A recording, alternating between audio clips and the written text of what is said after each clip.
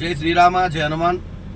చాలామంది ఇంత ముందుకు మోకాల నొప్పుల గురించి, ఈ బోన్ పెయిన్స్, జాయింట్ పెయిన్స్, బొక్కల ఎదుగుదల చాలామందికి నేను ఆ సందర్భం బట్టి చెప్పలేదు, ఇప్పుడు చెప్తున్నా. ఎందుకంటే వీడియోలు కూడా తీస్తలేని స్వామి, మేము చెప్పిన దానికి కొన్ని సమస్యలు అడుగుతా అన్నారు.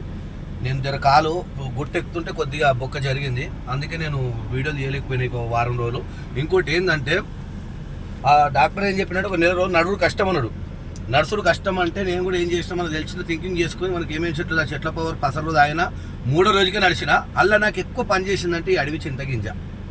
మన శ్రీశైలం పోయి దీని గురించే స్పెషల్ పోయి తెచ్చుకున్నా, ఒక 20 రూపాయలు తెచ్చుకున్నా. ఇవి నేను వాడడం వల్ల 2 రోజులు వాడినా మళ్ళీ నడవగలుగుతున్నా, మస్తు పుష్టి, మళ్ళీ నడుస్తున్నా, బొక్క మంచిగా ఉన్నది. అయితే దీనికి ఇది మాత్రం బొక్కలకు మాత్రం చాలా పని చేసింది 100%. అడవి చింతగింజలు అంటారు. ఇది చూపించడానికి నేను దగ్గర పెట్టుకున్నా. ఆల్రెడీ నేను ఇప్పుడు వాడబట్టి కూడా దగ్గర దీంట్లో ఉన్న నుజ్జు, దీంట్లో ఈ పలగొడితే దీంట్లో తెల్లగా వెళ్తుంది. ఆ తెల్లగా వెళ్ళింది మనం ఏం చేసుకోవాలి, కొద్దిగా వాటర్ వేసి కలిపి ఎక్కడైతే బొక్క జరిగిందో బెనికినా సరే అక్కడ రాయాలి. అక్కడ రాసినట్టయితే మీరు 2 రోజులు 3 రోజులు బాధపడుతున్నారు కూడా, ఇవాళ ఎంత బాధపడుతున్న నొప్పి కూడా అంత రిలీవ్ చేస్తుంది. చాలా పని చేసింది.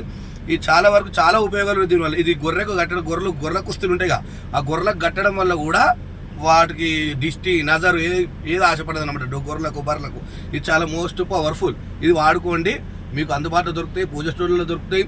కానీ చూసి తీసుకోండి. ఇగో అడవి చింతగింజ ఇట్లుంటుంది. ఇగో ఓకేనా. జై సీతారామ.